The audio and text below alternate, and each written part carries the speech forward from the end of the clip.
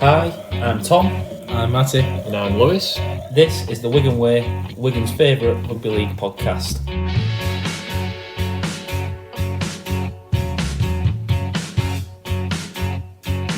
He'll put you in his trap 'cause he's a union man. He's got it all figured out. He won't care what you think 'cause he's a northern man. He's allowed to speak his mind.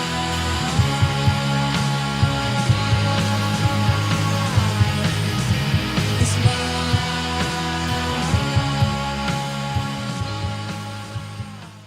Okay, so we're going to start off a little bit of a game here. We all know the mega money of Premier League footballers. I'm going to give you 5 or 6 ex-Wigan players. I want you to think about them in your prime. How much would they be worth in the Premier League market? Yeah? Get the game? Yeah. Right, first one, Bevan French. What transfer fee would someone pay for a Bevan French? For somebody to come from another league, Another league, yeah. who's the best player in the competition. Yep. Play a number of different positions. You're Real Madrid, right? Whoever, the Galacticos, and you're signing a star-studded team. How much did Real Madrid sign Bale for? About 100, wasn't That it? year was that 100 mil? Whatever They they spent are, 100 yeah. mil on best player in the Premier League that season, and they Yeah. come and got him. So I reckon Bevan would be like 100, 220 mil. But it depends. Are we talking about the NRL in this fictional world? Because if so, you'd have like 100 million just Super signed. League, just Super League. Or if it's just Super League and like the best Super League player is the best Premier League player, They're all Super League players, aren't they? he's over 100 mil, easy. 100 mil? Yeah. 100 mil? Yeah, 100, 220, I'd say. Okay. Yeah. That's about right. Yeah. But it'd be worth more because you compare him to like, well, what people pay. No, for, it's not all currently playing. for So absolute dross. You know, people paid 100 million for dross. Mm. You know. Put 100 million for Bevan French. Yeah, 100 million. Right, next up. Prime. Pat Richards. Interesting. Kicks goals, points win games, Yeah. finishes tries. Try scorer. Decent winger, but still a winger, not a spine player. Yeah. Think about how much better he is than the average winger versus how much better Bevan French is than the average spine player. Yeah. The goal kicking does bump him up. Yeah, I was going to say that was funny. Well, I'd say he's the finishing touch to a team. He's 65 to 75 million. I was going to say 60, and then the goal kicking convinced me another 10 million. I was going to go 75, just split difference, go 70. Like, Yeah. takes all set 70 pieces. mil. Yeah. Set piece specialist. Yes. Yeah. Alright. 70 mil. Right. Liam Farrell. Liam Farrell. Yeah. Consistently in the dream team. So you look again. You're looking at a player who Probably like a right midfielder, but gets in every he's year. a captain. He's in the PFA play. He's in the PFA team of the year 6 years in a row. Basically, Gary Neville. Or like a Kyle Walker, Yeah. always in the PFA team of the year. So you're looking upwards again of 50 million, definitely, for somebody like that. I think it'd be 50 million plus a few add-ons. Do you reckon like 50 to 60? Yeah, 50 just to in that 60 range mil? because he's not in the spine. No. Not an X Factor player, but he's there. No. Every week. But he's also going to be one of the better players in his position every single week. Yeah. Yeah. Right. Some big names now. Yeah. Sean O'Loughlin. See, this is... We're talking prime. Carried some bad Wigan teams. Did lead on the field. But Big game specialist. Play a Yeah. number of different positions in the spine. good utility. But he's a forward, so Yeah, you're going to the get that X forwards- Factor money. Less money for forwards. The opposite of football, I suppose. Which is same as Farrell, about 60 mil. I was Yeah. thinking 60. Yeah, He's probably a 60 little mil. bit more than Farrell. Right. Prime. Sam Tompkins. I think it's more than French. You're thinking just before he goes to the NRL, lightning pace, frightens teams. Good leader again. I think he's 130, 140 million. The other thing is, because he's British. British, yeah. Can kick goals as well. Not the best thing, I'm not renowned for his goal kicking, but can England kick international. You pay a premium on them, but you pay a tax on them extra. I'm going 135 million. I think it's Elliot Anderson plus a bit.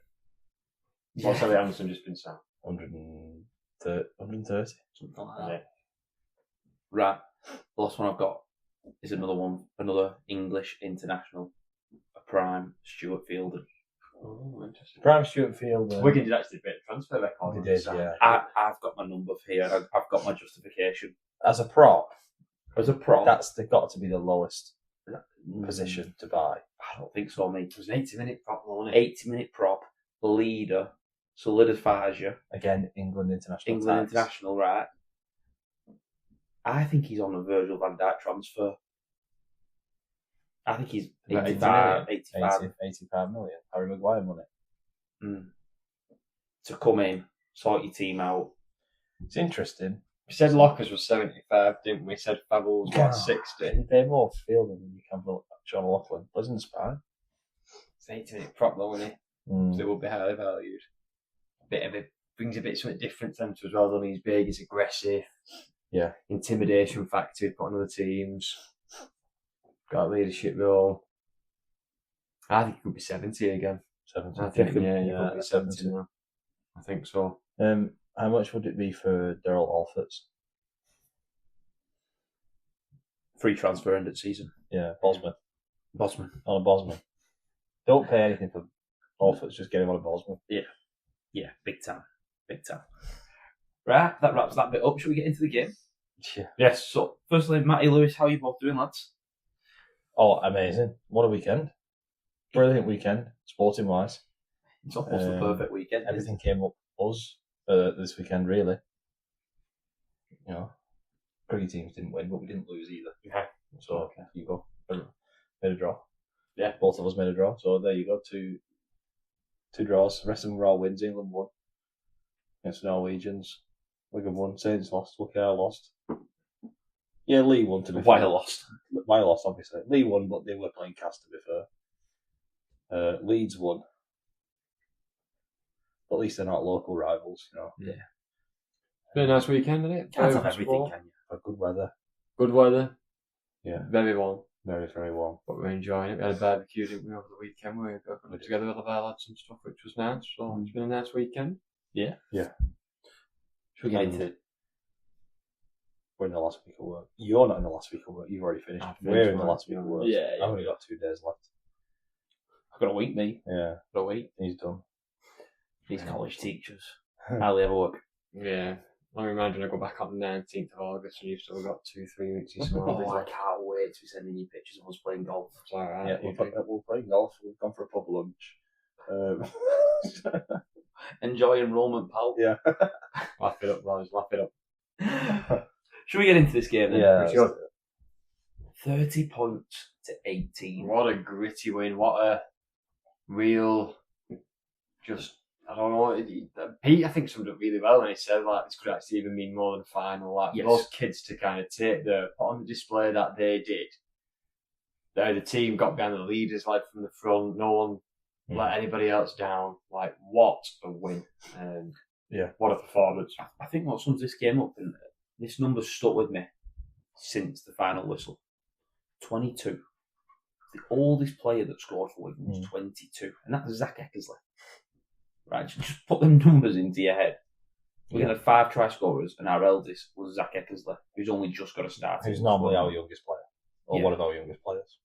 That's ridiculous. You think about who was playing in this game. You had Josh Cartwright at fullback. Mm-hmm. You had Austin Daniel on one wing. You had George O'Loughlin in one centre. You had Kieran moved to the halves, obviously. You then had Cian McDermott. You had Lucas Mason. You had Taylor Kerr. You had Shea O'Connor. Am I missing anybody there? I feel like I might miss someone, but You've got to throw in the light. Brad O'Neill's 23. yeah. Like, we're not talking about massively old there, are we? We're not, you know what I mean? He's still very, very young. And a lot of the lads you're talking about relying on aren't 32, 33-year-old veterans of the game, this, really, are they? This was a fantastic win. One of the best wins we've had in years, I think, at the break. It's for what we've done over the past couple of months, let alone what we did this game. But for this game in particular, to go from 12-0 down and you're fearing the worst, this could get ugly, with all these kids in the back line. Yeah. This could be bad. But they just found a way to get on top of the game. Do you know what I think makes this even better? It is the fact that we're 12-0 down. To come back from 12-0 down in the first 10 minutes, we've seen Wigan teams not be able to do that. We've seen experienced Wigan teams. 12 points is a lot of points, especially early. And the manner of young lads standing up and taking account for themselves probably makes it a little bit sweeter, if you know what I mean. It's a little bit... But this is one of the sweetest wins I think we've had. The confidence on display, though, with these young kids as well. Like, watching that game, Cartwright took his try. I know we'll go through the tries in a bit, but just staying onto that ball and just, I had no thought, just backed himself, pinned his ears back, went for the line and got it looked like Daniels on the wing. Besides one kick, I think he panicked a little bit, put a kick in, it went off for a 7-tackle set. But apart from that, just claiming all the hard balls up there, he's taking carries, good carries as well.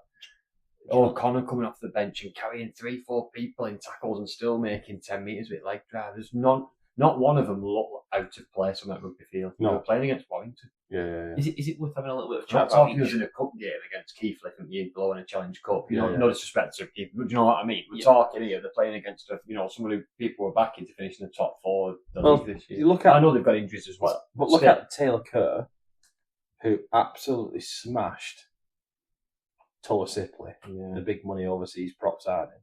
Absolutely smashed James Harrison.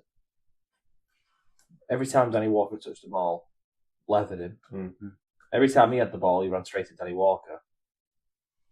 You look at his try, Taylor Kerr's, and I don't wonder why he scored it anymore. Yeah. Because I've watched the game. He's punched him. I've seen what he's doing. So what I'm going to suggest, lads, is we talk about the game and then we'll dive into these young lads and give them the spotlight that they actually really deserve. So, obviously, Warrington open score and they open it with Hopawate. Good move to the right hand side, and I think this is a little bit of inexperience when I look back at this game from our left side. Obviously, Jake Wardle gets stuck at marker, and if you look at the 3 young lads, Cartwright comes round at full back to get into the line, something that we see Jayfield do all the time, but he doesn't really push Lucas Mason over. No. And we just end up a touching, and Daniels is a touch tight. It's also a cracking ball and a good finish. And I'm also happy him scoring on the last blade of grass. Yeah. But, maybe a few more experience heads. I thought he even earned that first 20 minutes for them winning the show. I thought it was great. We've talked about how good of a player he is, and I thought, again, when he was on a bit, if we went 12-0 down, I thought they could end up winning this game for these many, and it could get ugly. Obviously, it didn't turn out that way, but the first 20 minutes, and especially he could still hold his head up high, though. Oh, God, yeah. Really well. He showed up, and he keeps showing up every week for his team. They have got a gem there, Warrington, and fantastic player. Yeah. Good ball off him, top right, take him scoring. And a good finish. And you know what? If you make him score like that, can we be too mad? No. We're defending our own line from an error. Right, that's the first mistake. That's the big mistake, really. An uncharacteristic error from Zaka. He's taken a great ball and a great finish. If Wigan had scored that try, we wouldn't be dissecting the defence, would we? No. We'd have said, brilliant pass, brilliant try. Yeah. And I do think he got it down. I know there was a question mark over it because it looked a bit funny and it bounced up so high. And a few people were saying that it's gone against us, that one. The ref's call. Yeah. But I think he scored. Well, it's a funny one, obviously. This was given on. If this goes up as no try, it stays as no try. I just want to say that. But I think I'm happy with him scoring. I think he scored it. And we're going to talk about him later. Obviously, there's the Wardle effort where he lands the ball on the foot, and I think he gets it down. I think he does.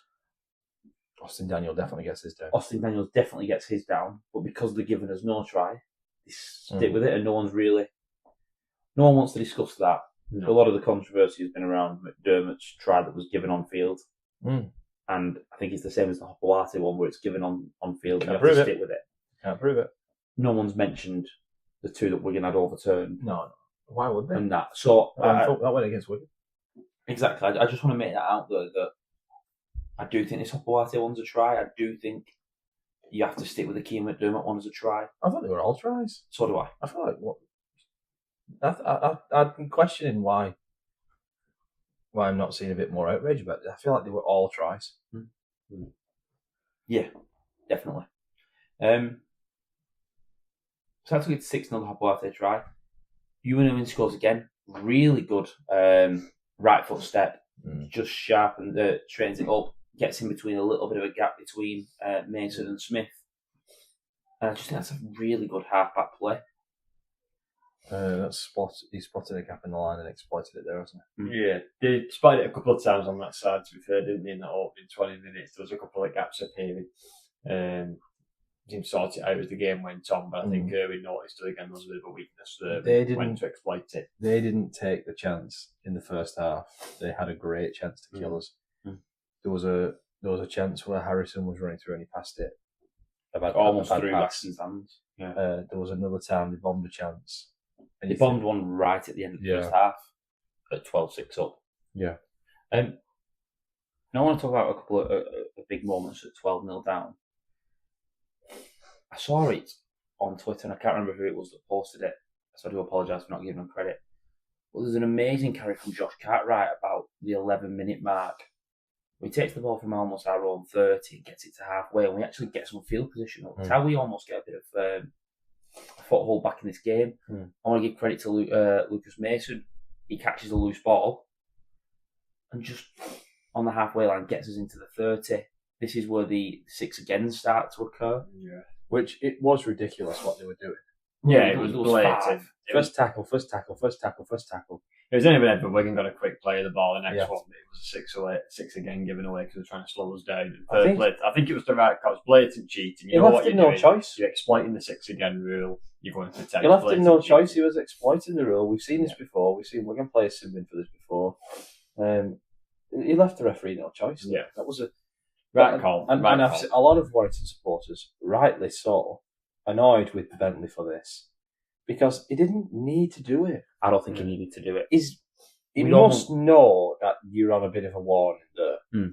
You know what it's always for. If you give away 4 in a quick succession. Well, that's it, isn't it? I think the last man goes to sit down. I think the only argument anyone can have is that there's no rule on how many is too many. But it's obvious. But it's obvious. Yeah. But it's to do with time. And also, I know for a fact, he was backing the ref not to give it.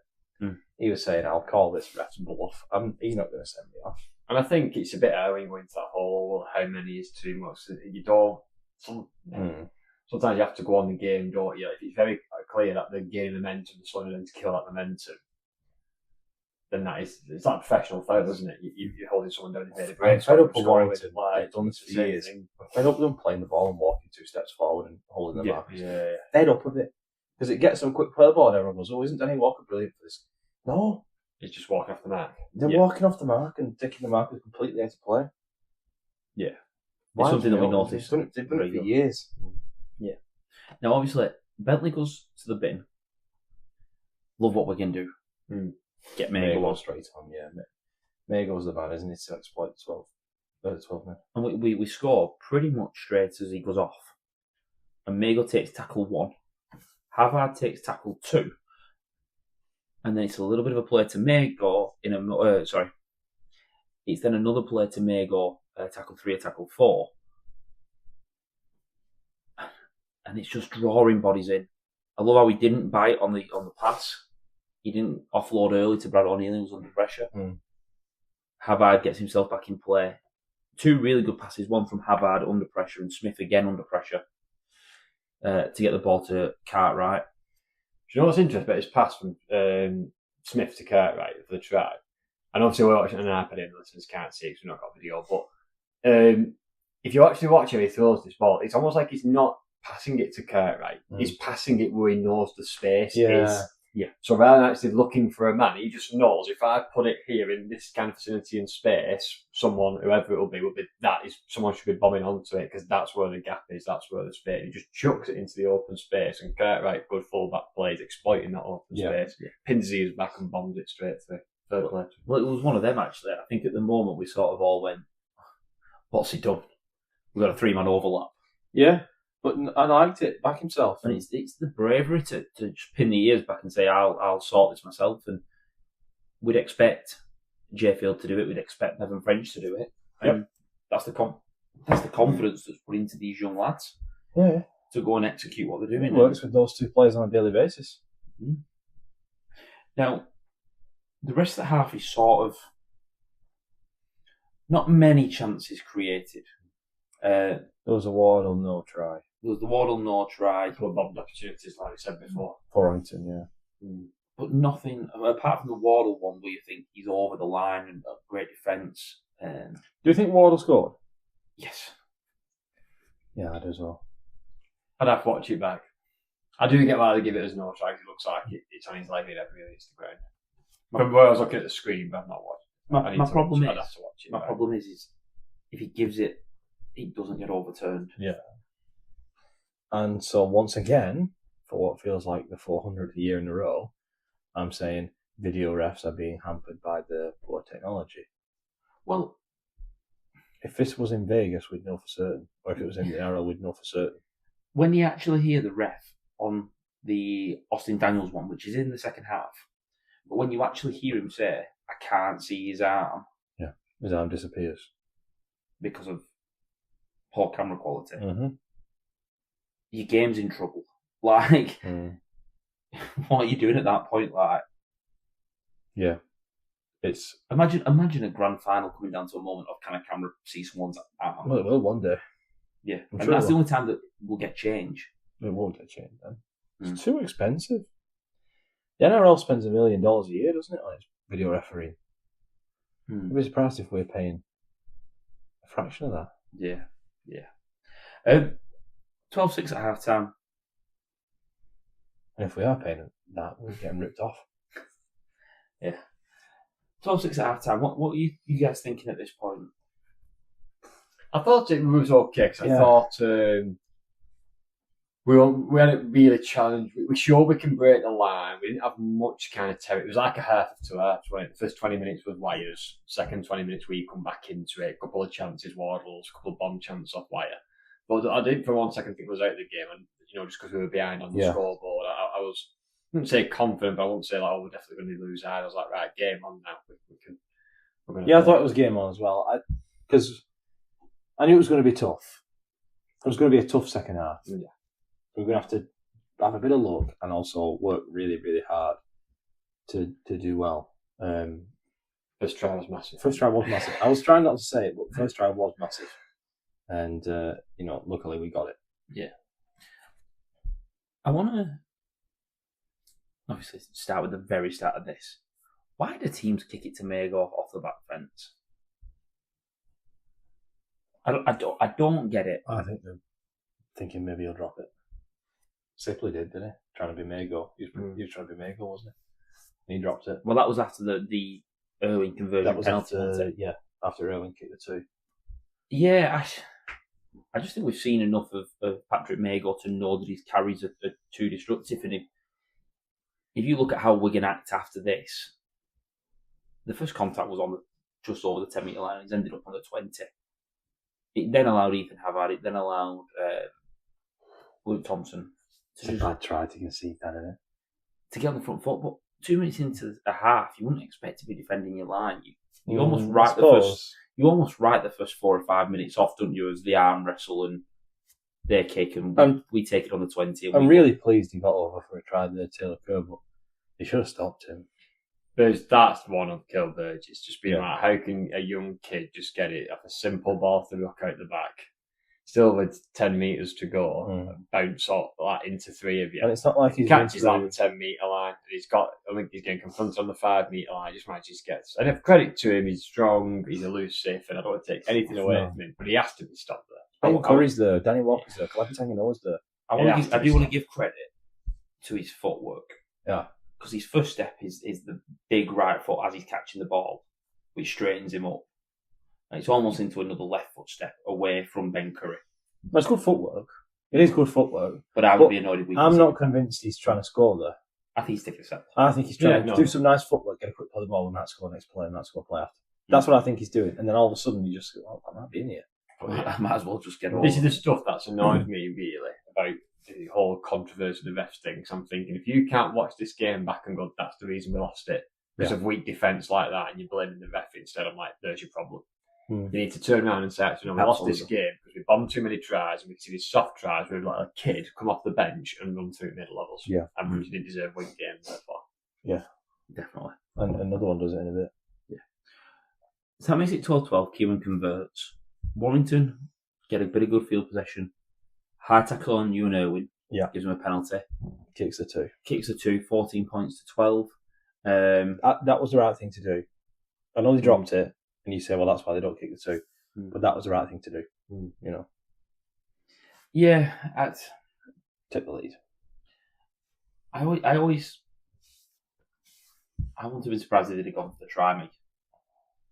Put some pressure back on Wigan. Under the shadow of the posts. Take the 2. Take the lead. I don't know. Obviously, Sipley drops the ball straight from the kickoff.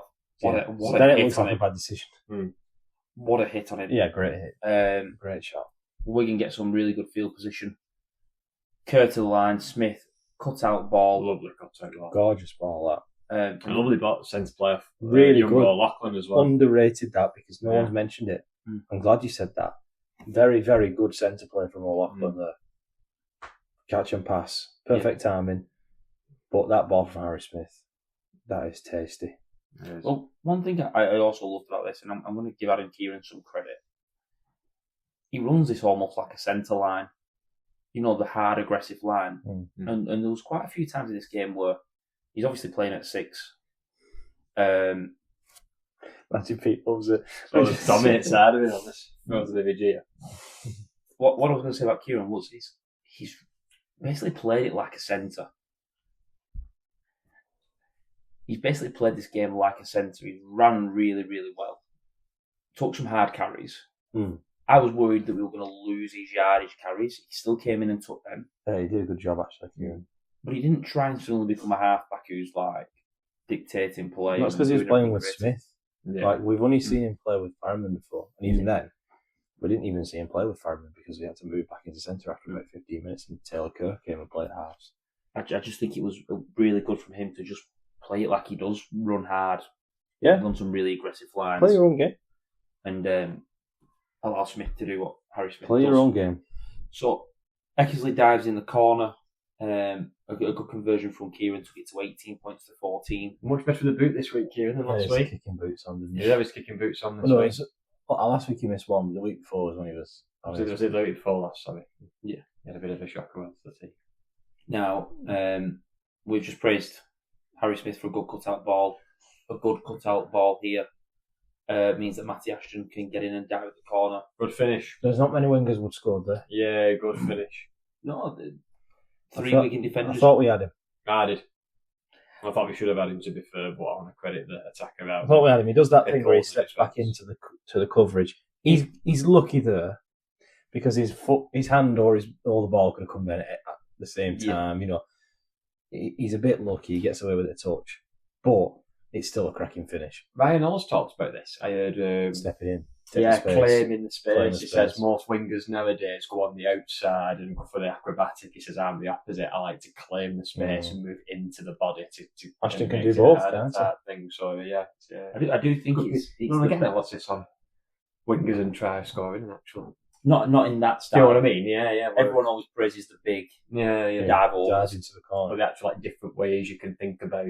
You know, you'd be running into. Do you want to claim the space? Go on the outside. Pros and cons of each. A bit like that. More of a Gilveray style. Gilveray was more like that. Yeah. It's Sevo, isn't it? It's the Sevo, Sevo claims his face. A lot of wingers either fall in one category or the other, don't they? Probably depending on how big size and powerful they are. Your bigger ones, Jermaine McGilvey, Ryan Halls, Mike Seagulls, better at claiming space. If you're a bit more tall and agile. I'd quite like to see Zach do it because he's a big lad. Yes. I was going to say, do you not think this sort of you see the best wingers in the world sort of do both. Yeah. You think of like Dom Young, who's probably Atkinson. England's best winger. Yeah. Back in the day, Atkinson could come in and had a great finish on it. Ashton now. Yeah, you look Ashton, at the Aussie. Tom Johnston.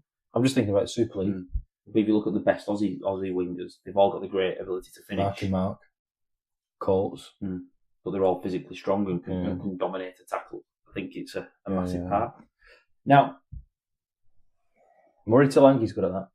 Yeah, he is. Not for someone who's not, like the best winger in the world. Yeah. But you wouldn't put him in your best ever team. But he's very good at that. Yeah. Now that's 18 points to 8. Irwin misses that kick. When was the no try? Was that when we were on 18-12? I can't quite remember whether it was before Ashton's try or after McDermott's or whatever, but I think that was a try as well. But it would have been the best, one of the best finishes we've seen. That from Austin Daniel, if that had been given. Yeah. That was right up there with one of the best finishes we've ever seen. And I think his body language kind of gave it away when he got up. He wasn't 100% convinced. If he gets up and gives it a big celebration, maybe the ref gives a try, and maybe then, it'll be checked anyway, and then it's not hard to disprove. Yeah. But it was... Which doesn't feel right, because you shouldn't be trying to con the ref. No, but that's the game, isn't it? Yeah. But he does really well for the Keane McDermott try. Yeah, he jumps up and gets it. Oh, yeah, he does well for that, back, doesn't he? Yeah, and he's out-jumped Topawate, who is an NRL experienced outside back. He's not a nobody. He's not another young kid who he's competing against. Knocks it back into Jake Wardle. Yeah. He sort of just tries to keep the ball alive. Harry Smith wants to kick it, and then King says, "Give it me." Well, so he gives it him. Yeah. I do absolutely love this. Give wire of their business. It's something you see from our forwards, especially on breaks like this. Havard does it a lot on Thompson, where they just run at a gap.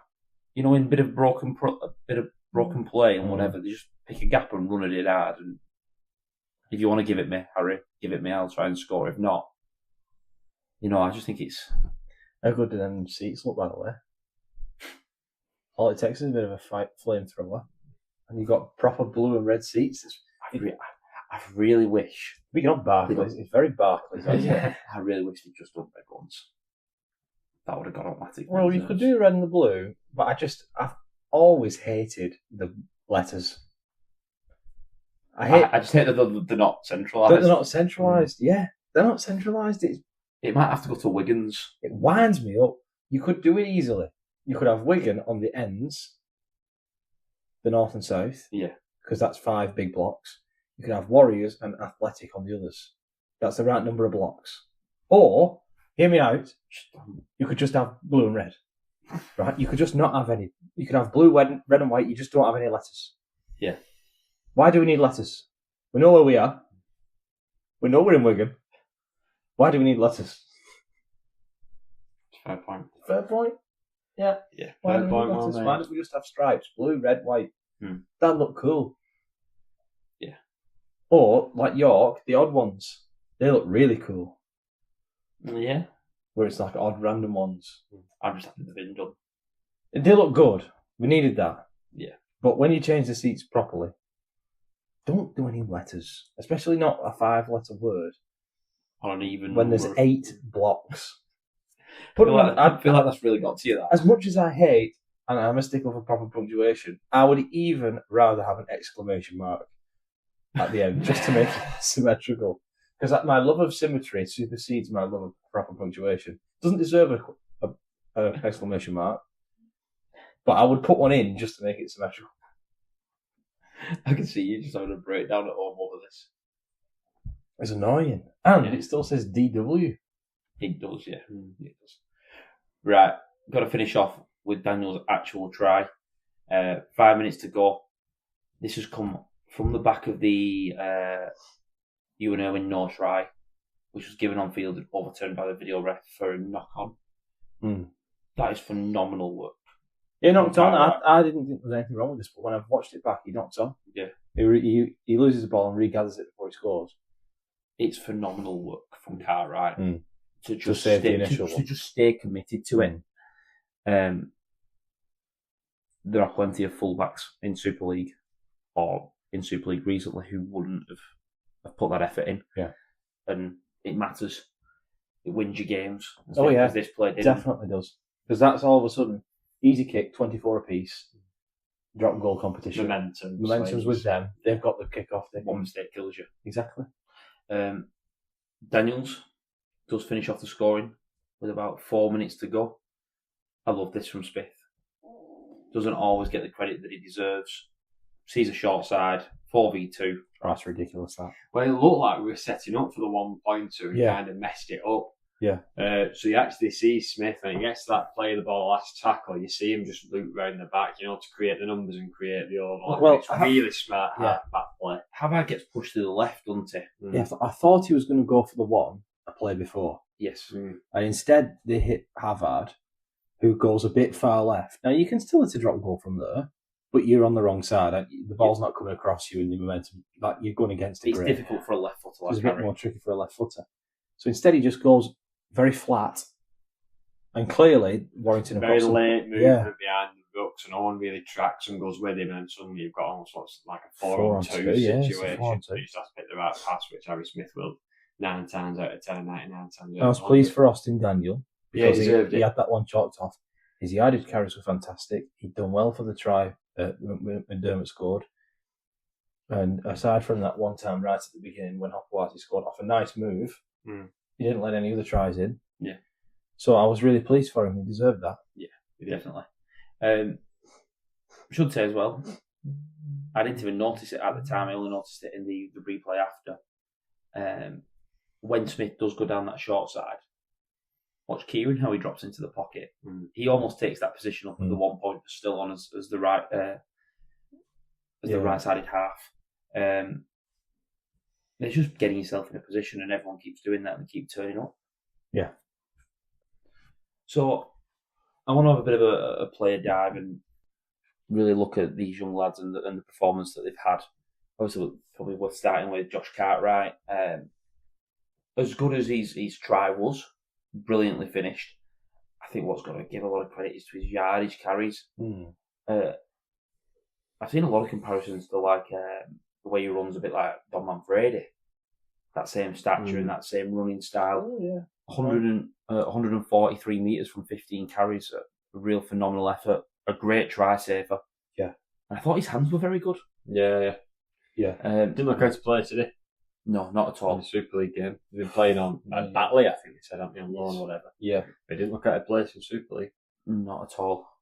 Austin Daniels, again, took his try really well, took his moment really well for his no try.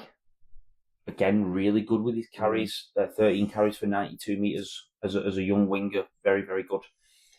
He's a bit like Eckersley in like the kind of NRL style, like Dom Young type, tall but lean and danger from kicks, powerful. Well, my first comment after the game was when he goes into his shoulders and he grows that little bit more, a little bit like Eckersley's done over this off-season.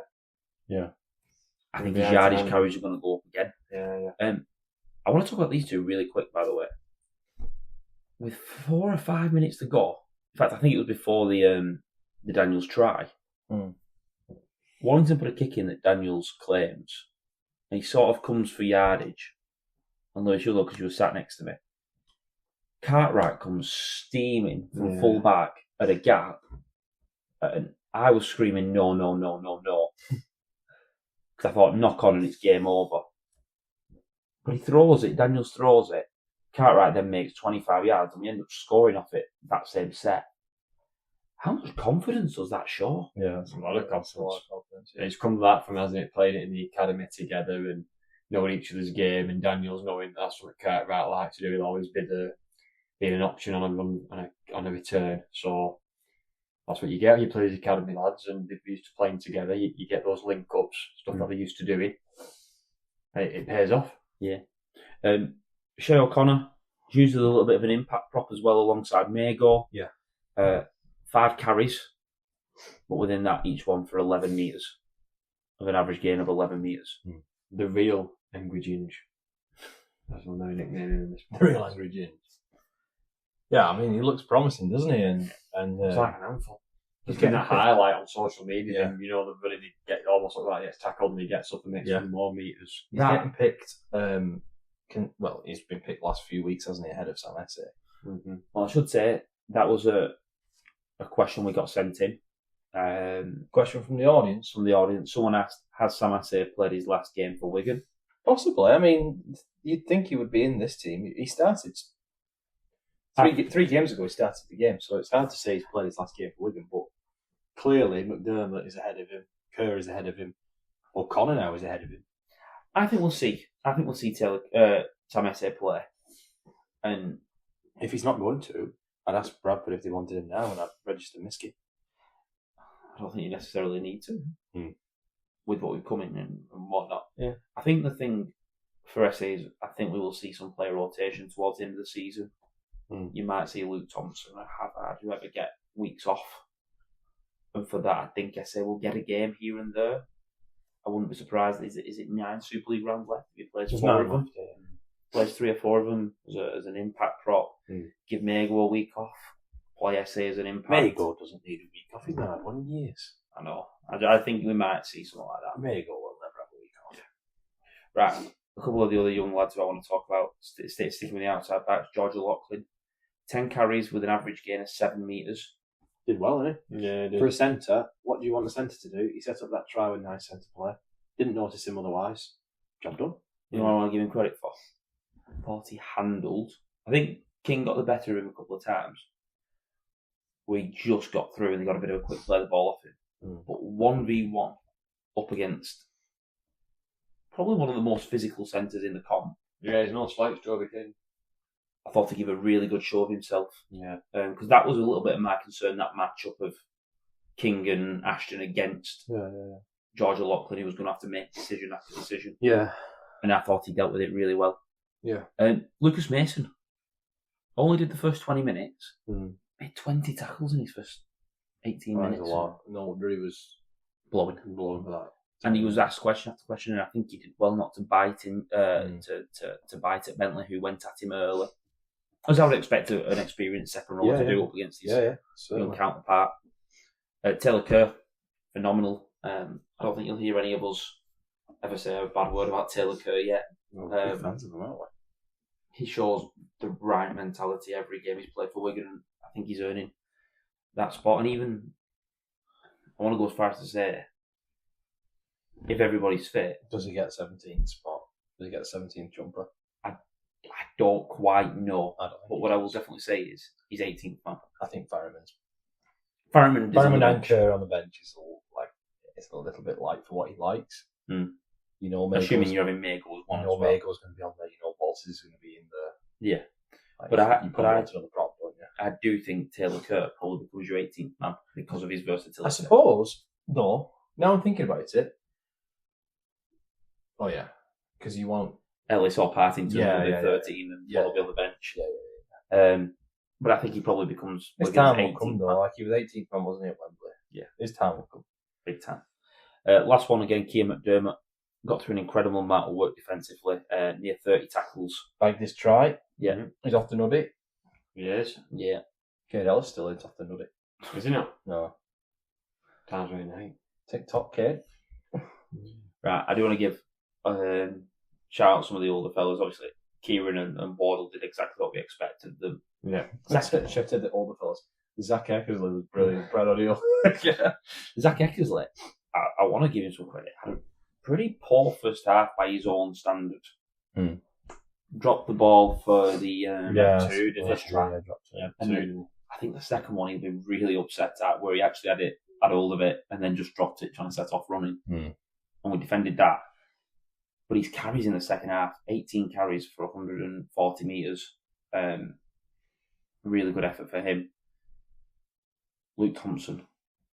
It was only last week that we heard he was out for 6 weeks. We heard a rumour, I told you about this when I heard it, that he wanted to play last week through the pain. He got up very gingerly after one tackle and I thought, no. And then he just went and made 161 metres after that. So, fair play to him. Just short of 160 metres, 30 tackles. Yeah. Ethan Havard, 31 tackles and 100 metres. Brad O'Neill, 45 if you include his marker tackles. Brilliant. Cade Ellis, near 40 again, just shy of 100 metres. And then Mago, being impactful as ever, 10 carries, averaging 9 metres a carry. That pack's really stood up there and done well. Ollie Partington, phenomenal. Were that your two starting second rows? Or Walters? And your backup second rower. Yeah. And the frightening thing is, we will start to get bodies back soon. Yeah. Really soon. Like in the next 2 weeks, we'll have 3 or 4 bodies back. And all of a sudden, we won't have to be relying on these children who have done fantastically well. No, and we had this sort of conversation leaving the ground, didn't we? That there's always the concern. Everyone wants them to get game time. You have to manage it very, very well. Yeah. Also, you're now in a position where if any of those names are on the team sheet come October, you don't panic. No. You think, yeah, they've got it. If all of them are on, maybe you do. I would like if to there's see another team like this, you think, oh, well, not now. To be honest, you'd probably like to see Daniels or Lachlan, them guys get maybe one more game before then. When you can control that, but possibly get that next week. If you put Kerr or O'Connor or McDermott or wherever, I think those guys have got parts to play, particularly being forwards. Yeah. But yeah, I think out to the backs, like if you see Cartwright's name on the team sheet, especially if he's on the wing, you go, I mean, before Wembley, you were thinking that about Hodkinson. Like, we'll probably be all right. And now, looking at Hodkinson as missing. Now, yeah, really happy. One of the questions that we also got on the post that we put out was something that had slipped my mind, really. It was about Adam Kieran. Well, there was that one. Do you want to go for that one, Matty? Oh, yeah, somebody asked us where Adam Kieran now ranks in terms of Super League point scorers. For Wigan. For Wigan. He's actually in the top 10. He's 9th. He's just gone past Chris Radlinski, his boss. But 66 games. 66 games. I mean, he'll never get to the top because he's outrageously far ahead. The top is Farrell. But in 66 games, he's already in the top 10. I thought he played more than that. Yeah. But I guess he's only played 2.5 years. Yeah. So I'm just looking at this now and I'm amazed that Danny Tickle's above him. That Danny Tickle's above him. But Matty Smith there. Harry Smith in at 5. Yeah, Marshall's above him as well. 703 points. You would expect him by the end of his career to have caught up to Sam and Josh, who were in 3 and 4. Who's this? Kieran?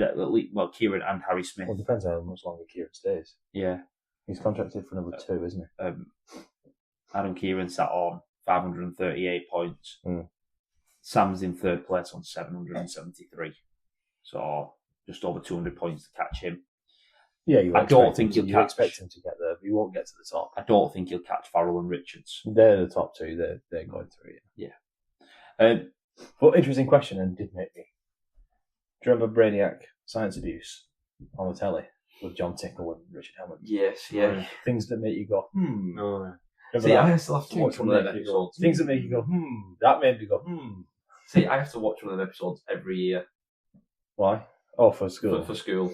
I watch James May's Man Lab, where he plays deer hunter with the shook up cans of beer to explain the Monty Hall problem in probability. Oh, right. Yeah. That's what we do. I mean, that's... Well, you know what, we're giving teachers the bad name here. Just put No, we're not. That's sixth form teaching there. Solidarity, brother. Sixth form teaching is hard. Right. A couple of other questions. All right. Since Liam Marshall got injured at Warrington away, Wigan have unearthed 4 players that look capable of comfortably deputising. Well, unearthed is pretty strong because one of them was Deon Sambu. Well, Sambu didn't play after Marshall's injury. Did he play before? I think we're talking Noah, Nathan Law, Cartwright, who played on the wing. Oh, Bradford, yeah. And now Daniels now. Yeah, it's... When you add into the fact that Miski and Sambu are both unavailable, this is really... I've never seen this in one position. Well, just throw in that, like, them 2 are missing. Yeah. You're then missing your next backup in Nathan Law. You then... Did you see Nathan Law's Instagram post, by the way? No. Very, very humorous. He said, he put a picture of him playing it at Magic Weekend and said, if anyone sees my hamstring at Hill Dicky, please send it to me. Yeah, thanks for all the best wishes. Oh, goodness me, Nathan. Fair play to him. Yeah. He's in good spirits. Well, yeah, that's true. Big question, and this came from a Wigan fan, but he was talking a little bit about Warrington as well. Who has the bigger upside, Irwin or Farrimond? I think That's an impossible question. yeah. But I'm excited to see. Can I leave it at that? I'm very excited to see what happens here. Farrimond's 20, Irwin's 18. He's turning 19 soon. When you look at who's in the halves already, especially for England, Harry Smith's still 25, Jake Connor's just touching 30, Mikey Lewis is a little bit older than Harry. I think they're probably the same age. George Williams is going to be available for this World Cup. Listen, what I'd like to see McDermott do is choose his 3 halfbacks or his 4 halfbacks or whoever he chooses. Let's say he chooses Williams and Lewis, Connor and Smith. He takes those 4 to Australia. Right, they're going on a big plane. I'd like to see him take Irwin and Farrimond as well. Just take them. Why not? What's the worst that could happen? The other thing stopping that is the RFL and money. Exactly. But both of them should be around camp. Just take them. Learning. Take them. Take. I'm trying to think of somebody else you could take now. Probably Harry Robertson. Harry Robertson. Well, he might be in the team anyway. But take Harry Robertson, for example. Take. Maybe not because he's injured now, but Noah Stevens. Somebody like that. 5 or 6 young lads. Who probably wouldn't be in the team. They wouldn't even be in the 25.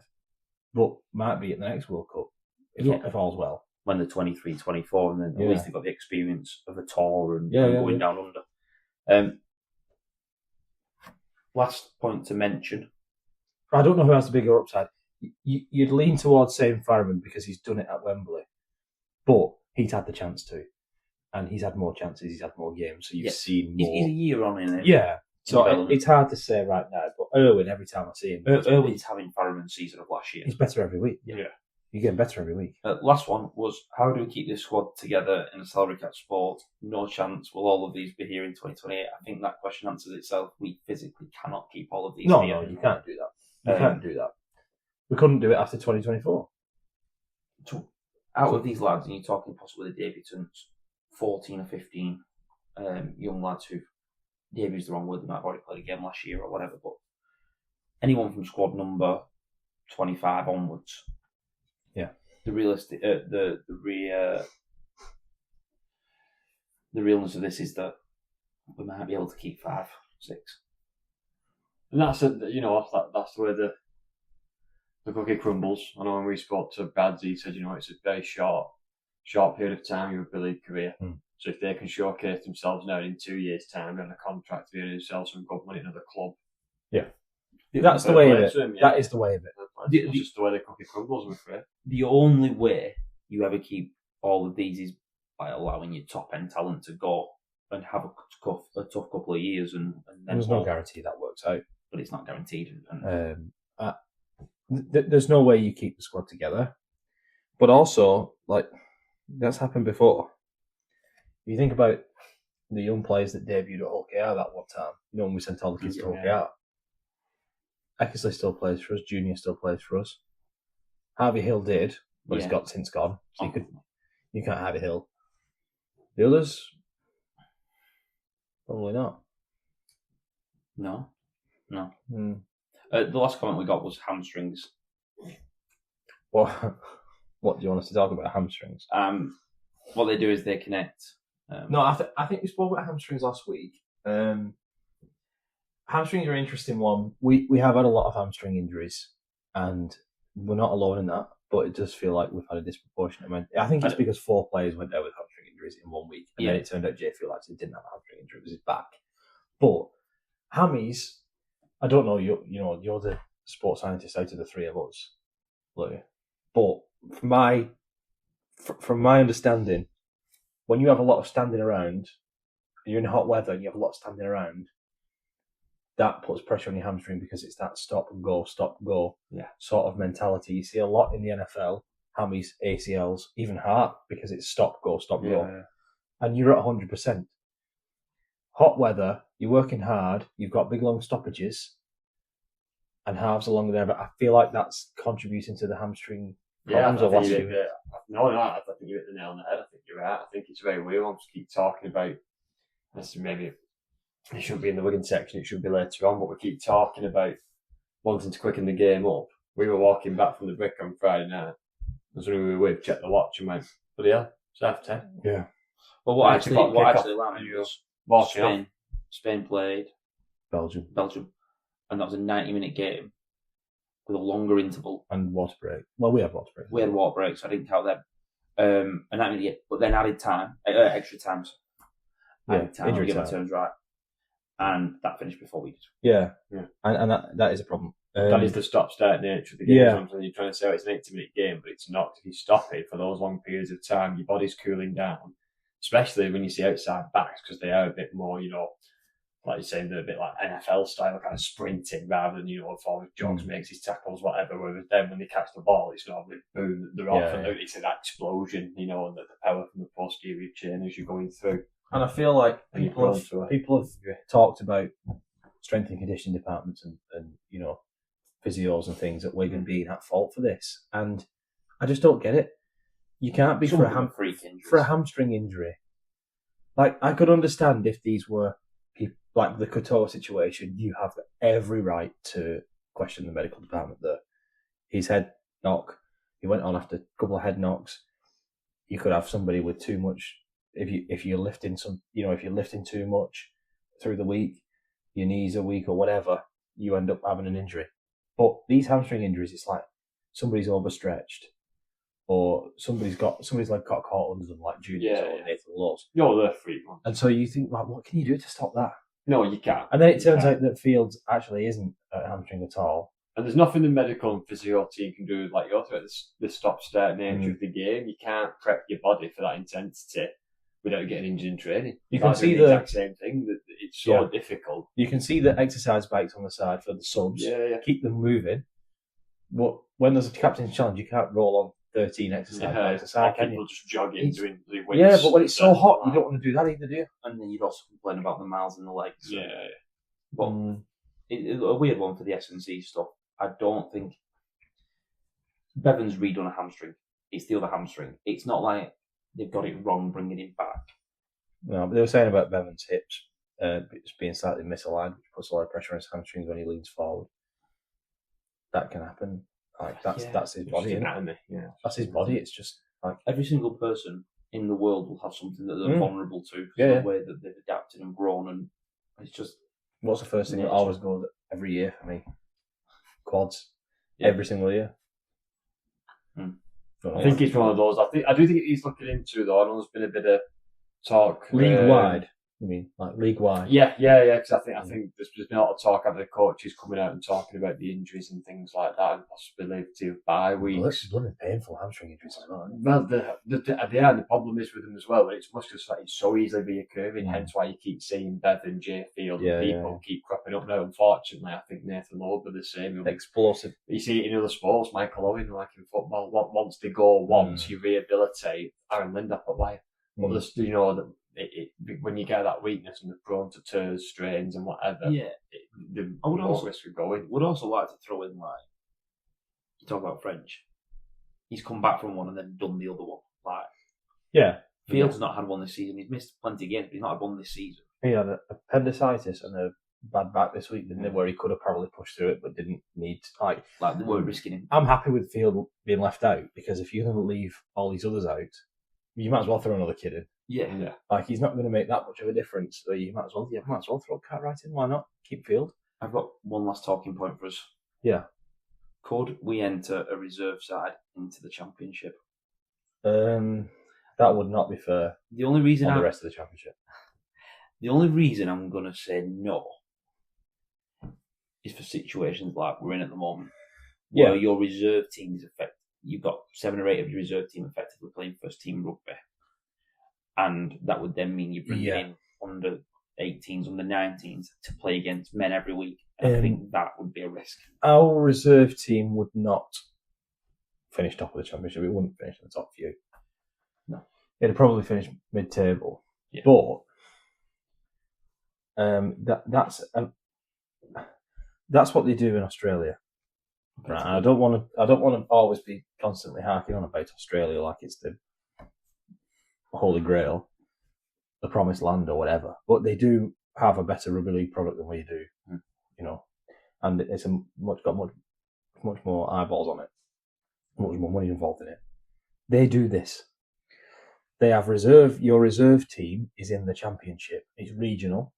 There's a New South Wales Championship. There's a Queensland Championship. It's what Queensland Cup is. Yeah. New South Wales Cup, Queensland Cup. When Cass keeps signing players from Queensland Cup, that's what it is. Right. So you've got reserve grade. Might be South Sydney Rabbitohs reserves, and they will be playing against St George Illawarra reserves, or they'll be playing against Newtown Jets. Yeah. Or Central Sydney Cappers, or whoever it is, I don't know. So they're not all second teams of NRL teams. They are all feeder teams in some way or another. But that basically is, if the championship were the current teams in the championship, Dewsbury, Featherstone, Swinton, Salford, Halifax, all those teams that are in the championship, but also you had Wigan reserves, Leigh reserves, St Helens reserves, Warrington reserves. And then in the Yorkshire version, you might have Leeds reserve, Bradford reserve. You see what I mean? The Catalans reserves, and they already do play in the league, the French league. They're called Saint Estève, but they're Catalans reserve team. Yeah. I don't know about Toulouse reserve team. I don't know how that works because they're only just back in. But Catalans reserve team do play in the French Elite One. I think you would need a club linked. You know, when we had the dual reg, I just would be worried if you ended up in a situation like Wigan are in now or like Warrington are in, where imagine you could say to Jack Farman, go and play. You played 2 Super League games, now we'll play against men who are getting Championship and go and boss it because Bevan's back in. Or well, yeah, you'd be thinking development-wise, it could be really good, but I'd be concerned. So the benefit of it is, instead of Taylor Kerr going out on loan to Salford, or where was he on loan when he scored the other week? Was that Salford? Yeah. I can't remember. Or Josh Cartwright going to Batley, and Finn McMillan going to Batley, or whoever. Instead of that happening, they're all playing together under your coaches that can follow your instructions, playing your system. You can have them week in, week out. It's not 1 or 2 weeks and then the back. It's not mercenary type. Here's a shirt, fill it, thanks. It's long-term planning. The drawback of it is, if you have a week like this, you struggle to put 17 blokes on the paddock. Yeah. Or you play a lot of young kids who aren't ready yet. It's risk reward. Although, I'm saying that, and the likes of Sam Essay could have played. Missy could play. Missy could play it. It's an interesting point. It's a really interesting point. I think it's certainly something to think about. I don't know if we'd be allowed to do it, but it's certainly something to think about. Yeah. Right. I think that wraps up this section. We'll take a quick break and then we're going to go around the grounds.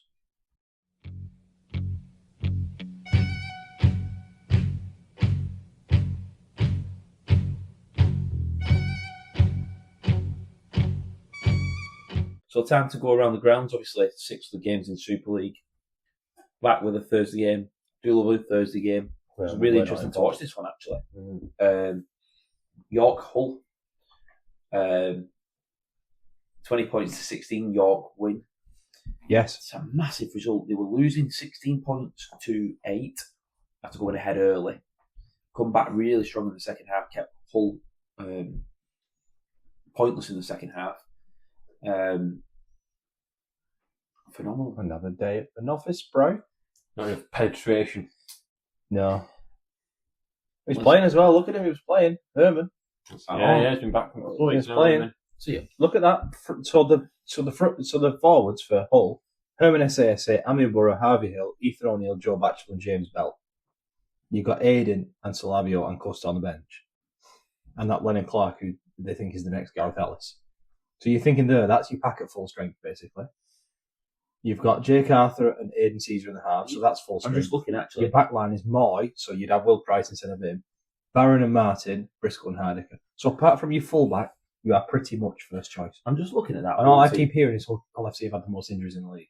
Well, I'm actually just They're looking all back at now. the missing thing here. I see Arthur, aren't they? Right. And the missing Will the Price. prop who always scores against us. Liggy Sal. That's it. What? Like you say. Yeah, fine. For your pack. Yeah. Like, And they're going up against a team with half the central funding. yes. Half. Someone actually said to me, I saw this on Twitter, that Huddersfield are Huddersfield, and there's two teams who got half the central funding, meaning that Hull FC are 13th out of 11. Yes. Yeah. They're now actually 13th. 13th. They're not even joint on points, because obviously we'll talk about the rest of these results. Yes. But, wow.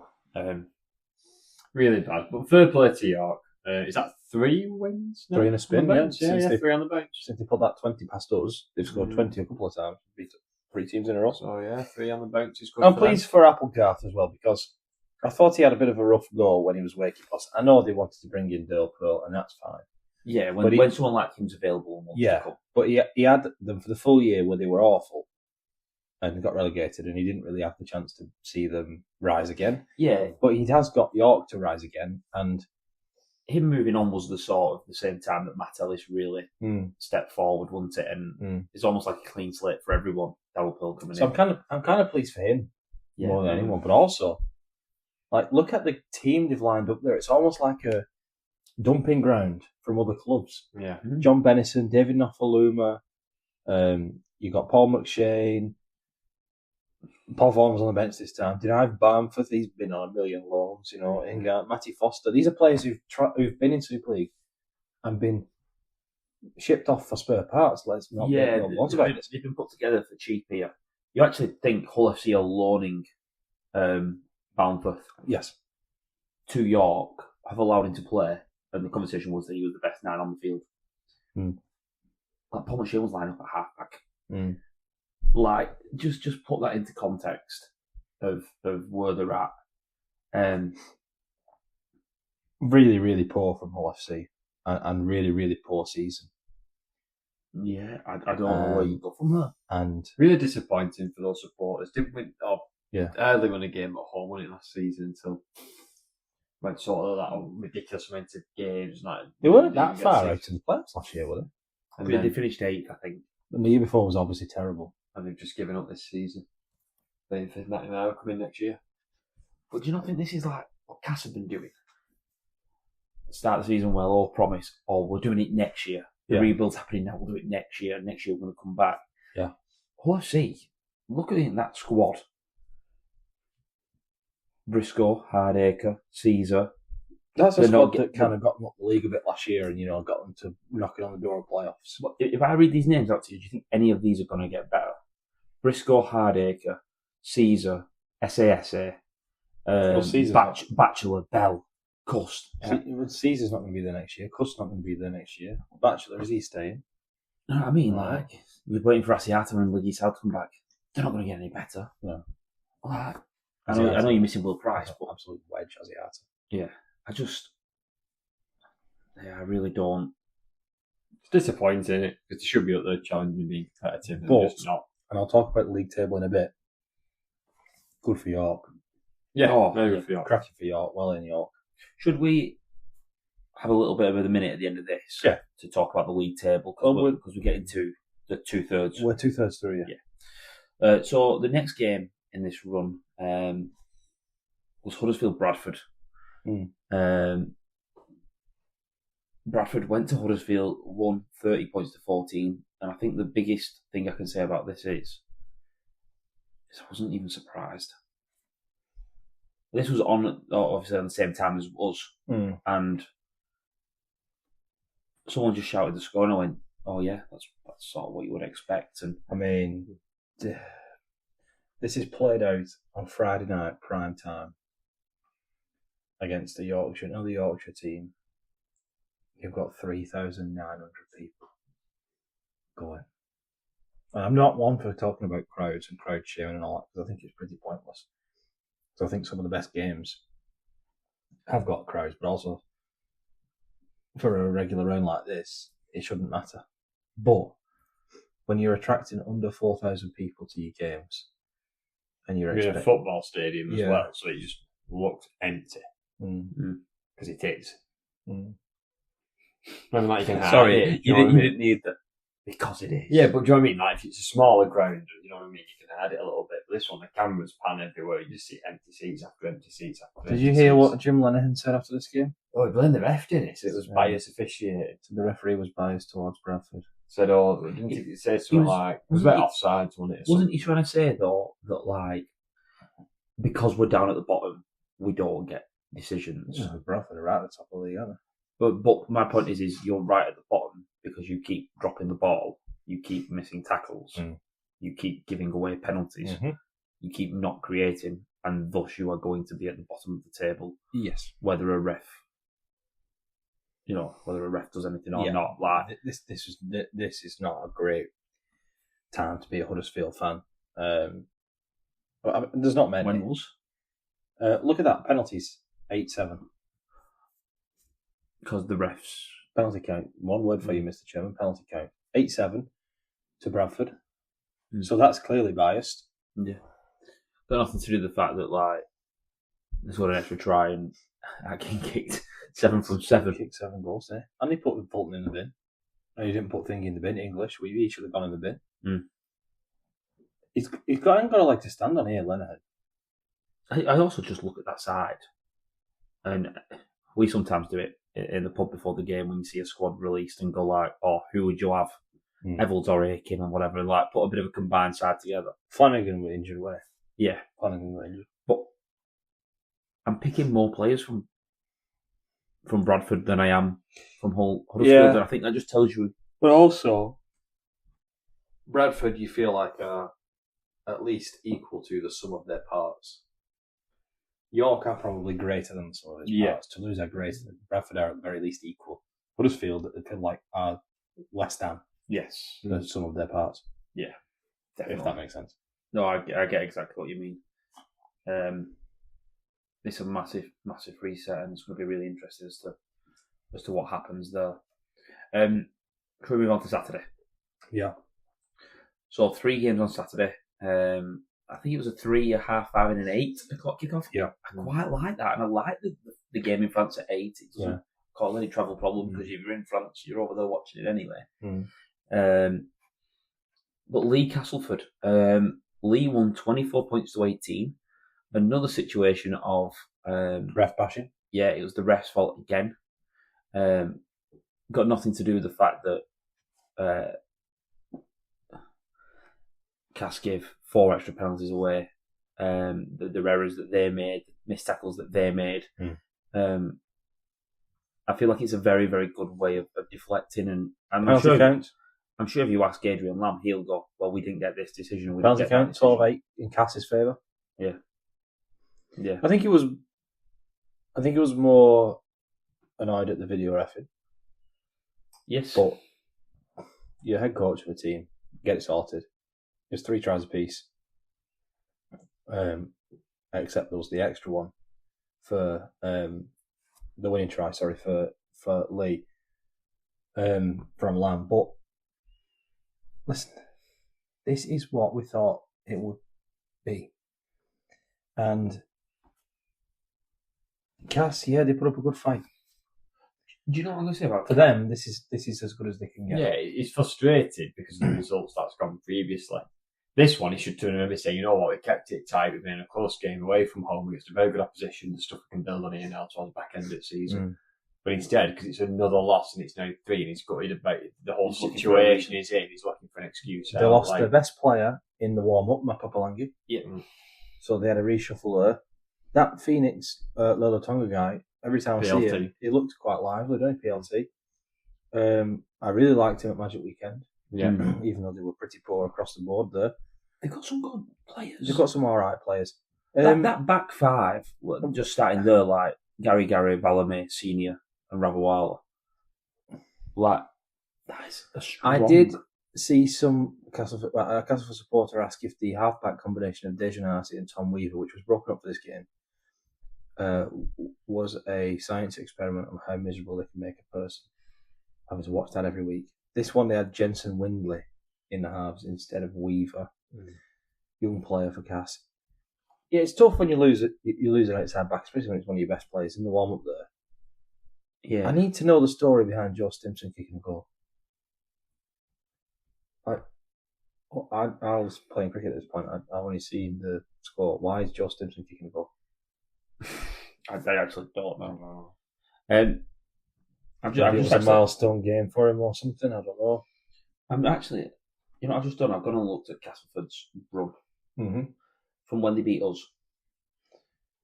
They had 50 put on by both Hull teams, and then beat York and beat Saints. And you think they figured it out. Then lost to Lee at home, lost to Catalans away, beat Toulouse, and then lose to York, Wakefield. Yeah, Wakefield they got battered against, by the way. I think this reaction from Carr is because of the poor performances previously, and you think, well, if we could have nicked a win there, that sort of counteracts some of the bad performances. But they are also below the 3 promoted sides. I know it's much closer for them than it is for Huddersfield and FC because they're below them on points difference, aren't they? They're all on 12. But you are not obviously better than 3 promoted sides, 2 of whom have had half of your funding. Yeah. I think he'll be the most frustrated coach in the league at the minute. Because the other ones, it's worse than Cass, but the coaches all know that they're just playing bad every week. Well, so I'm probably waiting for that change. Whereas both interim coaches. This guy is up and down. He's probably going, how can we do this? How we beating Saints? One where you can look in dead good and then Wigan and doing whatever, and then losing to them, and they're just so up and down. He's probably just going, oh my word, if I can just get a little bit of consistency, it'll actually be a half decent team. I just do not know what these lads are going to produce when they take to the field. If it's going to be absolute gold or it's going to be absolute cack. Yeah. That is actually really alarming. I've only just spotted that what you said then, Matty, about the 3 sides being below the 3 promoted teams. And people were talking like the depth of this competition was going to be affected because we had 2 more teams. Huddersfield and Hull are on interim bosses, aren't they? Has Jim Loonigan not got it long term? I don't think so. Oh. I think he wants it. I don't know why. He must hate himself. Without being honest, without like being too harsh here, sorry. You look at them. Ryan Carr's blame the refs. That's an excuse. Andy Last with the best defensive team on our own line, and you've won 5 games. Oh, and he also blamed the ref. And blamed the ref.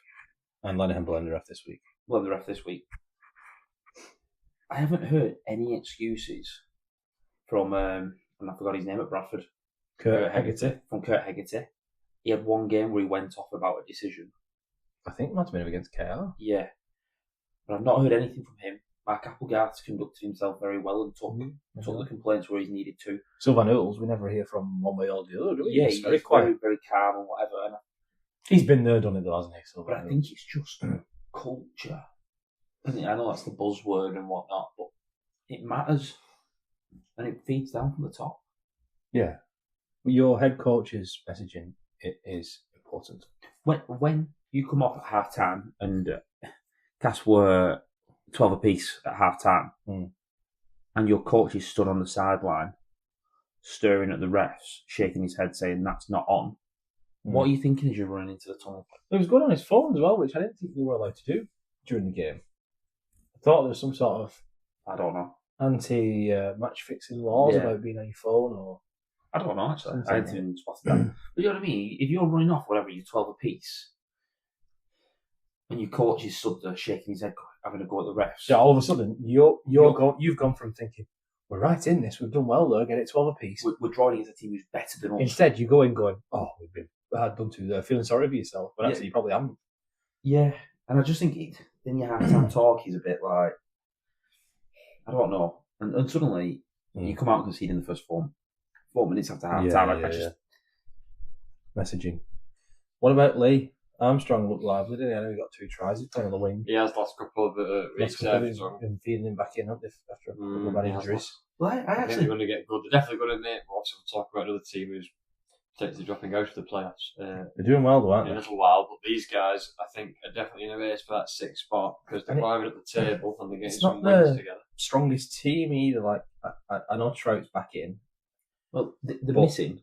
If Pape only made the bench this game, Davis and Brogan are your 2 front rows. You wouldn't have had them at the start of the season being 2 front rows. You're missing there. Just go through that side. You're missing obviously Armstrong at full back, but you're missing Charnley and Tessinu.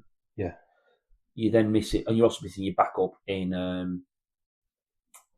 Sorry, not Charnley. He's on the other wing. Keenan Brand. Senior because he's on. Yeah, but Keenan Brand would also be the number 2. Yeah, probably. You're missing Offa Hangawi. You're missing Robbie Mulhern. Yeah. Pape's only on the bench coming back from an injury. Penny was chosen as 18th. Yeah, you're missing the Alec AWT. Alex back. Turner, you call him. Alex Turner. Yeah, you knew signings come in, but Yeah, new signing came in. What do you think of him? you wouldn't actually expect that. isn't it? He's a big unit. Yeah, the new prop. They're missing a few, and they're going back soon. They're not. But they're doing well long-term without injuries. them, is what I mean. Yeah. I was trying to say they're doing well without them. Well, they're in the 6th now, and I think they're looking up. I don't think they're looking down now. Yeah. Well, they'll want to be cementing their place. I'm just looking at their run of games now. They've Hull got away, Warrington at home. Them 2 results go their way. They could overtake Warrington very easily. And then you're trying to get a home first round game. Yeah. No, they're doing well. Should we move on to the next game? Another team doing very well, Wakefield. Oh. They have won 7 of their last 8. Their only loss in that was to us. Wigan were at our best. And Dale said as much, didn't he? Yeah. He said they were at the best. No team could live with them today. In this, they beat But I like how he's picked his team up off the canvas after that. Yeah. They beat KR twice in this. Yeah. They've gone to Toulouse and won. They're in good form. They've done what they've had to do in a difficult win against Huddersfield. They've won at Magic. Won at Magic. Went and battered Hull FC at Hull FC. Yeah. When Hull were a great side again because they beat Huddersfield at home. They're on good form. I just think they've really taken account, and that thing now is, can you get a home game in the first rounds of the playoffs? This was a cagey game, but again, like we just said about Lee, this wasn't their strongest team. Tyson Spurley had to play in the halves because there was no Sinfield or Lino. Yeah. Like, those are 2 match winners. I know they don't always play great, especially Lino. He's up and down, isn't it? But he's match winner. Yeah. Also, for this, the next part of that is Jowett. Yeah, but Smoothie's not at 9, so you have to bring the bench 9. Yeah. That Lawford came into the bench who wouldn't normally play. The pack's dominant the winter. That's Good pack. the big one for them, isn't it? The strength of their pack, and we talked about that. Guys, Vitelli, he got over for a couple, didn't he? Yeah. Looking like a big handful to deal with. He's a handful, isn't as we know. Hiku got banned for this. Iku Fishla. Hiku done something wrong this week. Right, I'm sure a fullback. Okay, Hull KR's man of the match. Yeah. Identity.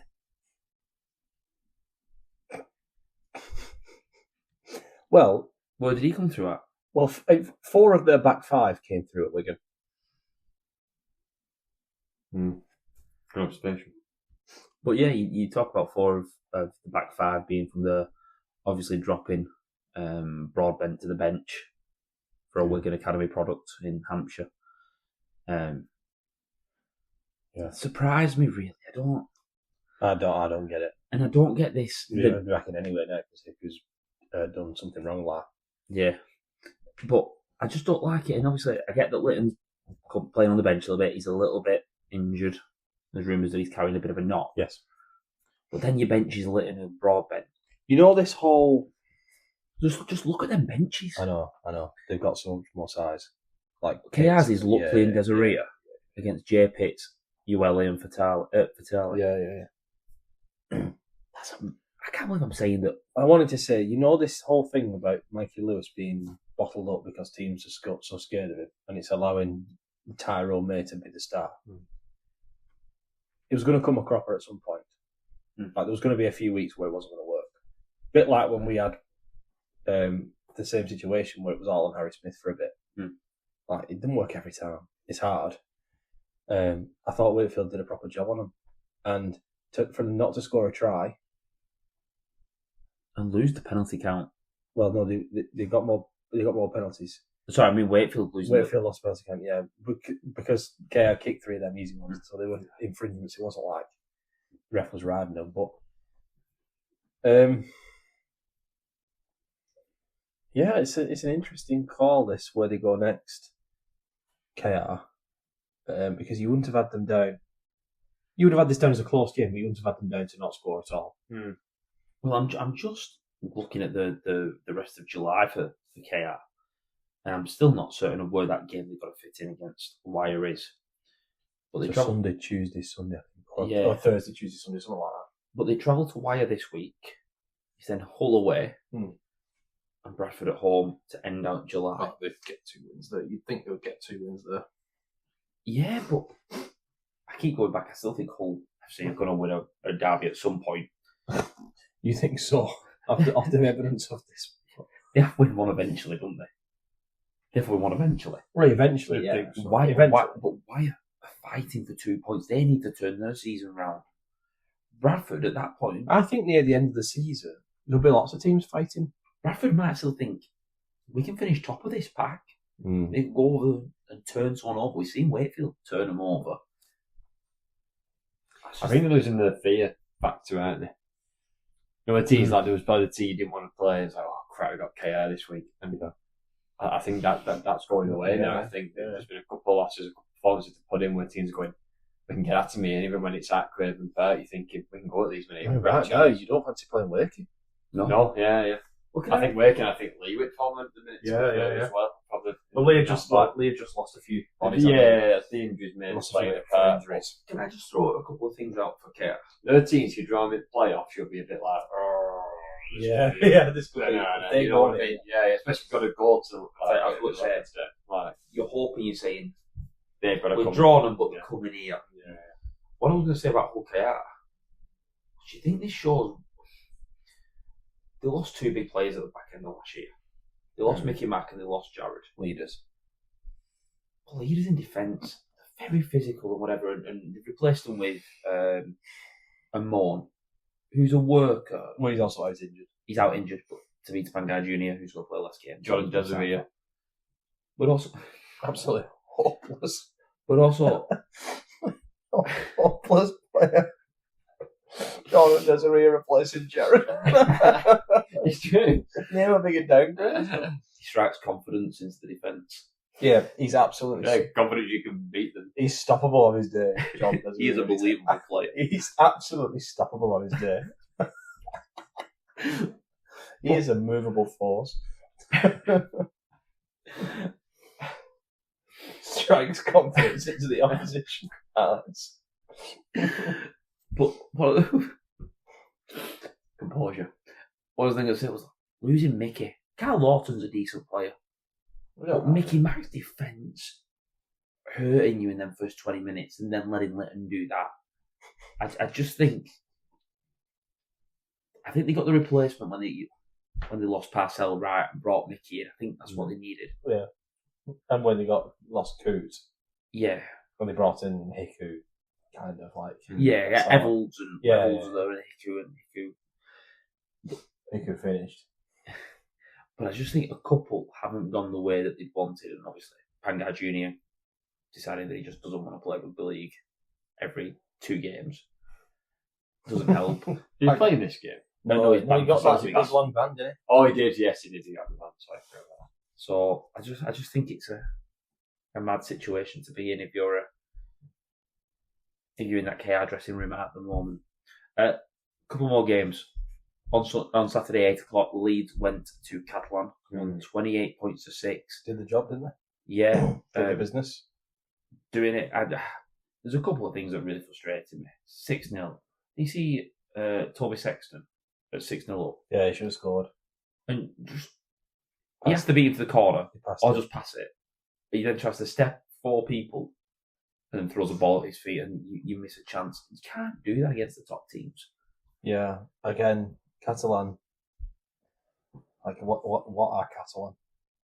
What are they? Catalan done that. What are they? No, but what are they? They're not because they'll pull out an unreal performance soon. But what are they? As a team? Yeah. I can't understand them. I can predict most teams. If you was It's burning not been same since that Desiree goes.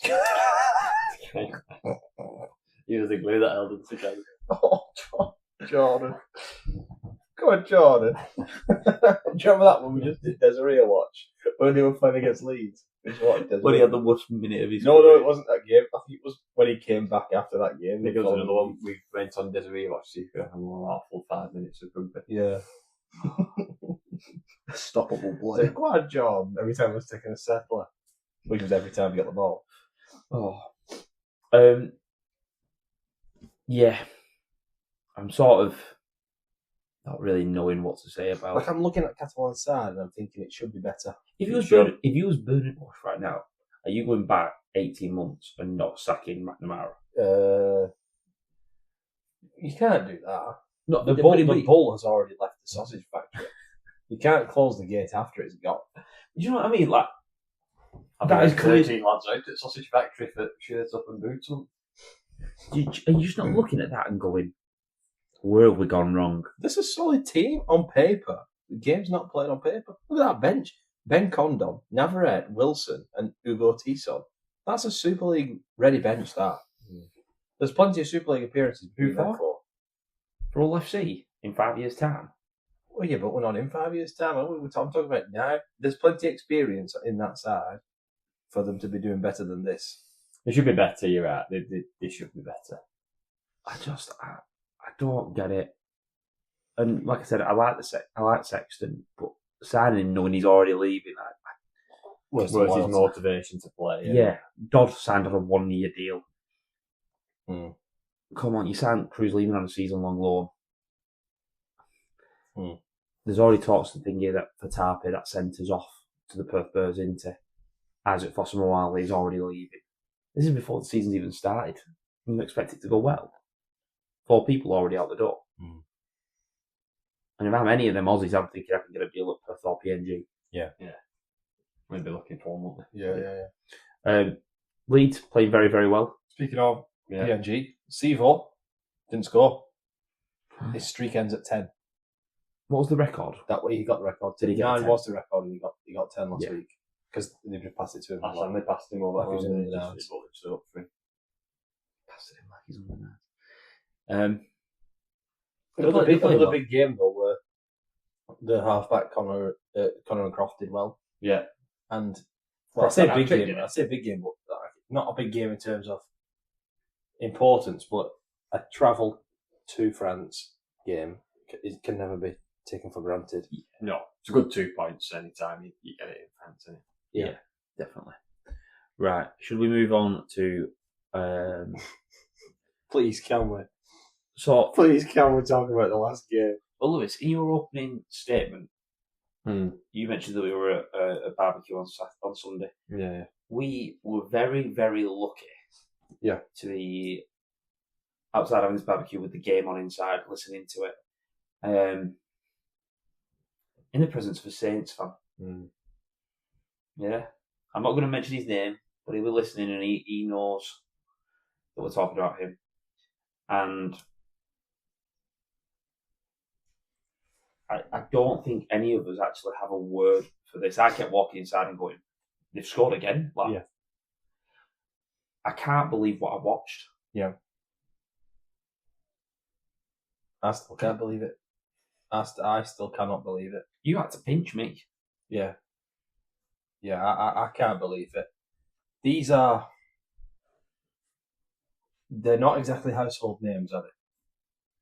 For Toulouse. You've got Ashol Bott, he is a household name.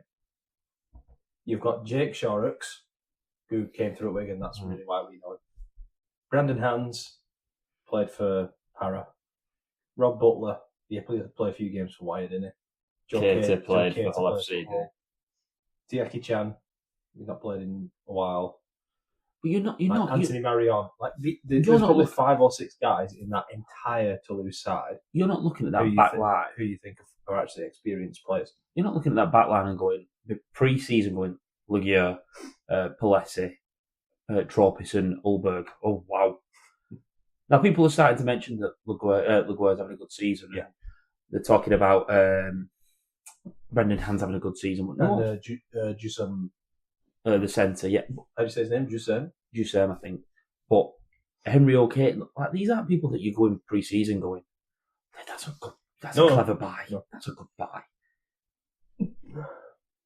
And they've gone to Saints and battered them. Absolutely annihilated them.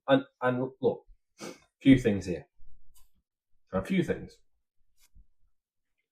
Number one, Toulouse have got half the central funding. I'll say it again. Yeah. How much? Half. I know, I Half just the wanted you to repeat half it. the central funding. St Helens, I've got 17 first choice starters injured, of course. So they say. Right? But they've still got Wellesby, Robertson, Nene, Saylor, Hastings. Sorry, can I make a point? They've got the starting fullback, the 2 starting centres, Halves. Robertson and McDonald. They've got the 2 starting halves in Saylor and Hastings. They've got the starting prop who they've just signed. The new starting second 13. rower who they've just signed. The starting 13 because actual 13's Clever who plays prop, and they've got the number 11 on bench. Yeah. So yes, obviously the other 3 on the bench, they're down on troops there. But I just want to go into this right, because it really does my head in, and I see it all the time. And this isn't just because it's Saints on this case. But people go, oh, well, we're missing Johnny Lomax. He's our number 7. You've signed Jackson Hastings. He's got the number 31. He is your 7. Yeah, he's the starting halfback for him. Anybody who came towards this game thinking that team on the right-hand side would beat that team on the left-hand side is kidding themselves. Yeah. Because that lineup is still, on paper, much weaker than the St. Helens lineup. Get it. And if it's going to win, if Toulouse are going to win, you think that'll be a dogged tit-for-tat game. It might be 12-10, not 46-0. Correct. I can't believe the final result. It was shocking. And the reason it was so shocking is because they gave up. Yeah. And that's what Roller came out and said. He's talking his usual rubbish about how many superstars they've got missing, which is, just stupid whinging. His actual comment after the game was being out enthused, being out worked. No, basically giving up is not acceptable. Yeah. But we've got 15, 16 players out injured. So the players who I'd want to drop a cart drops, I don't have anyone else. So that's an excuse So which makes something acceptable. in the one moment that you've held accountability, Hmm. the one moment you've held accountability, Yeah. you've immediately undermined it by then saying, Yeah. but we've got this. Hmm. It's the, my dog get my homework. It's, Well, that's what Rolly is, though. And and dog always eats his own work. I know we made the joke last week about Salford if it talks and walks and acts like Salford. Salford would not have been on the receiving end of this. But also at Salford, you're expected to beat teams around you, lose to the big teams. But you have a bad performance against the team around you. You say, well, you've got some credit in the bank because you beat Lee somewhere where you shouldn't have deserved it. You have to win them games, especially in the form that you're in. I'd love to actually look through that lineup and go how many Super League and NRL games it has. More than Toulouse. Miles more. Miles more. Nene McDonald. He's a starting 17 player. Saylor and Hastings. Wellesby's probably got as many as all them put together. Yeah. But I bet it's close. Wellesby. Hasn't he won a Man of Steel? Hastings has won a Man of Steel. Saylor. You just signed a 3-year deal, so you think he's the right guy. You just brought in Jed Cartwright with the look to sign him long term. And I don't want to take the mick, but it's identity. What club are Saints now? It's very weird because whoever's making the decisions at Saints as a club, away from we know what's happened on the field this week, but away from that, we're talking about our Saints fan at the barbecue. One point he made, which is very, very good. We know recruitment's been bad. They're talking about all these injuries and all this sort of identity comments and whatever, but they've had to do 1 week loans to fill an injury crisis. right, we've signed somebody. Who've you signed? Jed Cartwright, who notoriously has missed a lot of minutes to injury. Yeah. Who's made that decision? Who's made that decision to go in an injury crisis at the minute? I know what to do. Sign the injury-prone player. That's exactly And what I we need to asked do right the question, now. didn't I? It's ridiculous. And I had an answer for this, which was who was the last good signing St Helens made. Really good signing. Not solid, really good. And I think it's Kevin Nagama. Yeah. And that's going back away, that. Yeah. Hurrell was a decent signing at the time He was alright. for a couple of years, and they probably kept him a year too long. But they only got him because they were replacing Nagama anyway. So Yeah. that kind of, I know it doesn't exactly work out, but Coop was probably before Nagama. I think you it were was, saying. yeah. Coop was a good signing. To be fair, actually, I will say Daz Clark's probably been the best, most recent signing. Yeah, Replace Roby. that's what I mean. He's replacing Roby anyway. He's not made the team that much They've better. not really added anything else. No. When you look at players who they added, they've got T. Ritson in the Wigan Championship, who's with Hells has never played and don't know who They spent all that money on T. Ritson. They spent all that money on Carl Felt, Jacob Douglas, Nenny McDonald, all these outside backs they spent money on. Who did they have that they let go? Austin Daniel. Let him go. See? Could have had it. Great to see Wigan Academy product Jake Shorrocks put the absolute boots to St Helens at the top of the Brewdog. Tiaki Chan, former Wigan player, scored a try. Identity. It's an identity crisis. You know, when you look at teams, I can usually watch a game and after 10 minutes tell you how they're going to play. Yes, you can tell if we're going to try and put points on, or if they're going to get into that grind and really try and win a game nitty gritty. You can tell if Leeds are going to get in an arm wrestle with you and go at you with Palacia and Oledzki, or if they're going to try and outscore you. Wire a little bit. You can tell they're trying to beat you with their outside backs. I have not got a clue, even in the games that Saints win, how they want to play. And it comes to your imports, it comes to the players that you've got. You've signed 2 full backs, hoping that Sailor could do what French has done and transition to a bit 6. And he can't. On the evidence, you would say no. But also on the evidence, I would say, personally, and if there are any St Helens fans listening, please do give me your opinion, because I don't watch him as much as you do. I would say Tristan Taylor has to be in the team. Because who else is creating anything? Like, he's not the best player in the world, but also, out of the rest of the team, who's going to create you a try? But what basis are you trying to create off? Do you see any structure to it? No, but I honestly, it's chuck it to McDonald or Robertson and see if they can do anything otherwise. Well, I thought that last week, watching them launch the ball to Robertson and go and beat Jake Wardle, or go and beat Adam Kieran, who are 2 very good defensive and Robertson and McDonald are good centres, but you can't just give them the ball and you've got to draw a man. You've got to make a touch of space for him to do something. Yeah. Friday, they play Catalan Yeah. at Brewdog. Yeah. How much pressure's on that game? Well, how many people are going to be there? Because they voted with their feet this game, didn't they? And in the famous Wigan walk that only Wigan ever done. They never walked to the stadium. This one, they never even walked there. I know what you mean about the pressure they'll be under. Because I don't think a good performance will be enough. Even if they perform well and lose, They'll have to have a big win. I think they need a win. I think they need But if they win, right, you beat Catalans. Let's say you beat them 20 points to 0. Beat Catalans. The Joe Shorrocks thing, we'll talk about that. He's come for a lot of stake, Joe Shorrocks. We'll always love Joe Shorrocks for the 2023 Good Friday. The Messiah. Holding at 6 and But, right, my one thing I'm seeing over and over and over again about Joe Shorrocks is that he doesn't take the line on, and he obviously is going to pass it every time because he passes it every time. Right. That's obviously planned.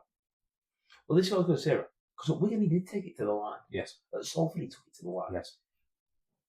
And then things started drifting away when they went to getting it to their outside backs and having Nene and Masters, and it was just getting out there straight away. The plan is obviously for him to pass the ball every time he gets it.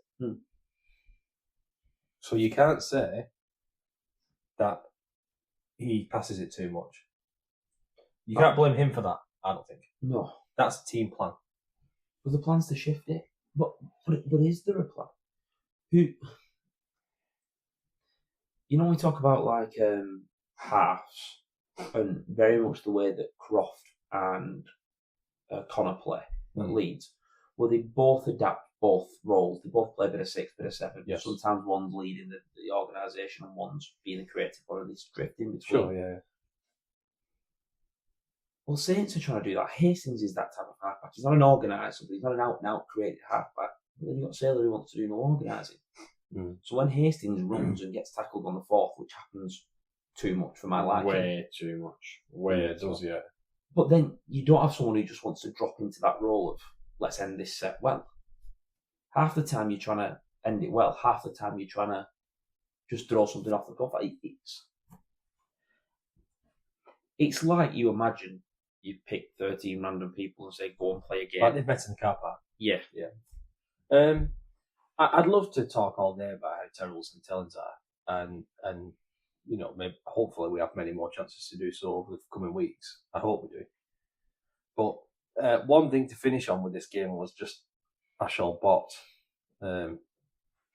He's had a brilliant season, and this was his best game. You're a big fan of his, aren't you, Duke? So you often mention he's a good one.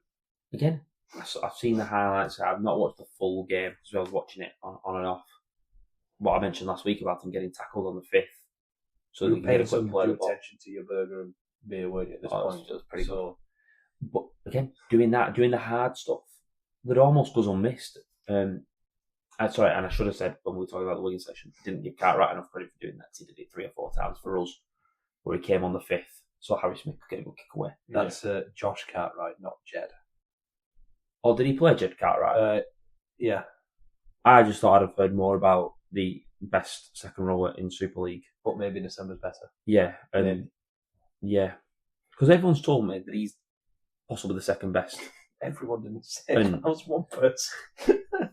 And Jake Davis being the best up and coming. Yeah, Jakey Davis, up and coming second rower. For his 30 metres this week. But yeah, Ollie Ashall Bott, there's a lot of talk about should he be the full back. Should he be the full back? I don't see it for England. Yeah. I don't think you're full back against the Aussies. He needs to be a big lad. Not necessarily just his size. They're still 11th in the league. He's looking good in a side that's 11th. But if conversely that, Wellsby looking bad in a side that's 7th. I think at minute you've got to go AJ Brimson. I think. Yeah, Brimson. If we're going to chat England full back role, I don't know who else. I'm going to say it again. The only thing I can think of, you text someone like Con and ask him to fill in at full back. Oh yeah, play Herbie at full back. Oh yeah, I mean, I don't know. I say Con, I know he has played there before. I don't think Herbie ever has. He's only played centre. He's not played there for a while, though. I know he hasn't, but at least he has got some experience there, is what I'm thinking. The more and more I think about this full back position, the more and more it screams to me that Herbie will play there. Ooh. Maybe. Because we're stronger at centre. If you're looking and going, if you were Australia, it would be Brimson for me. It would be Brimson for me. Yeah, I would put Brimson. But I love Ollie Ashall Bott. Don't get me wrong, if Toulouse were pushing in at 6, like how it was last year. I think we're certainly going to have the conversation. But I think he's played better than Joe played last year. But is that because he's playing in the worst team? No. Where he's the standout? No. Jowett was playing a better team. He was the standout in this game. He won 40. I think he's a different type of player though, and Jowett's more like consistent at the back. He takes his high balls, he's more dependable. He's got a bit of kind of flow about him, Ashall Bott. He's got more attacking presence, a bit more can make something happen out of nothing. Do you know what I mean? Yeah. And I think when you're looking at an international fullback, that's what you want in it. Someone a bit of a game breaker who can make something out of nothing and add a bit of spark. And he's got that about him. Yeah, I just think you need more to your game to be an international one. I wouldn't take him, by the way. I know what you mean. I agree with you. I don't think he should be in the England one. I think it's just a shame when you look at Australia. so many Full good backs. full packs to choose from, and then it's the position where we're struggling. It's like Wellsby's out of form. Oh crap, who'd you play? Yeah. Haven't really got a nice. We're having one of those, AJ Brimson. Well, yeah, But they don't need any more. They finished playing with. Yeah. Tell you what though, cracking round the Super League, that wasn't it? That was a really good round. Cracking round the Super League. But generally, just as Wigan fans, Never feel like singing the blues when Wigan win and why KR and Saints lose. you know what I mean? Like, I looked at the Leeds game and I was like, oh, well, Leeds have won. And I'm like, don't be greedy. Don't be greedy, Tom. You got like 3 out of 4 ain't bad. Yeah. Yeah, should we just quickly mention the league table now? We're starting to see a little bit of a breakaway. Leeds clear of us on 4 points. Ourselves and Wake here in second and third. Tied on 26 points. Rugby League Projects has come in there with some statistics. But the mean scoreline, 32-13. Talk about a blowout. The mean scoreline is a 19-point victory. Does it make, as a mathematician, does that make you really happy that the mean and the median are very similar? No, that doesn't make me happy at all, because that shows a sign of an uncompetitive league. Okay. And if anyone's interested, 999 tries. That's interesting. Now, who's going to get the 1,000th try? That's interesting. But that shows a sign of it. And if you want more of this statistics content, I'm sure nobody actually does, but you know, that is one of my passions. That shows an uncompetitive league. The mean scoreline being a 19-point victory. 3 tries winning games. The average scoreline winning 19, by 3 tries. more than 3 tries. Yeah, converted as well. Just to carry on talking about the league, Warrington sitting 4th on 24, and then 5, 6 and 7, Hull, KR, Lee and Saints are all on 22. The Saints have dropped out now. Dropped out on points difference. I think it's fair enough to say that we're writing off Catalans and below. Catalans sit on 16, and then we got a bunch on 12. So that's 7 position up, and you've got Bayou and Saints on the way down, and you've got Lee. Are we writing Catalans off? They're 3 wins behind. I think we're writing Catalans off purely Because so because inconsistent. you would also need the teams above them to lose. I'm going to ask you, Toulouse, York, Bradford and Cass are all on 12 points. My team would throw Hull FC in on 10. Who do you think finishes highest out of them? Bradford, I think. I'm going to go with Cass. I'm going to go with Toulouse. Oh, interesting. I think Toulouse, because of the home advantage in France. Interesting. And I'm just looking, the next run of games, they've got to play Bradford, York, and Huddersfield. But anyone's got Huddersfield. I'm going to go Toulouse to finish highest out of the bottom 6. Right. Could Catalans drop lower, do you think? Could they drop lower than No, I don't. I think, like you just said, the home France home advantage will make them pick up wins along the way if it keep them up there. Yeah, I think the interesting thing going to be now, like say, with Bayou and Saints dropping down, Lee climbing, it's that race for that kind of 5th, 6th spot. Yeah, KR against Warrington. Throwing KR in there, they can't really afford a couple more losses. Well, they'll end up with that game between Hull, KR and Warrington is going to be so interesting. That Tuesday night game. I think they play this weekend. I know they play again already, but that Tuesday night, it's going to be who can cope best with the short turnaround. Do you know what I think will happen there? I think we'll not do any news this week because we're touching 2 hours. Yeah. I think the team that wins that Tuesday game ends up losing the week after. And that knackers them for the season. We'll see. Yeah, I think that's it. We shall see. We're going to call it there. Lewis, we're going to do a triple rollover special of your news section. To be fair, there's not really been that much. We talked about news. I think the news, we talked about Jed Cartwright. I think the big news story we'll see is Dylan's getting nilled up. We talked about identity. Was that in your news section? Yeah. That was his Jed Cartwright section. Could have just done a section on that side. Dear me. Right. Matty, Lewis, thank you for coming on. Been another really good episode, and obviously we travelled to Huddersfield. Got beat Huddersfield. Got beat Greece. Travelled to Huddersfield on Friday, looking for another 2 points and hopefully another good performance. Yeah. Thank you for listening. We'll be back next week.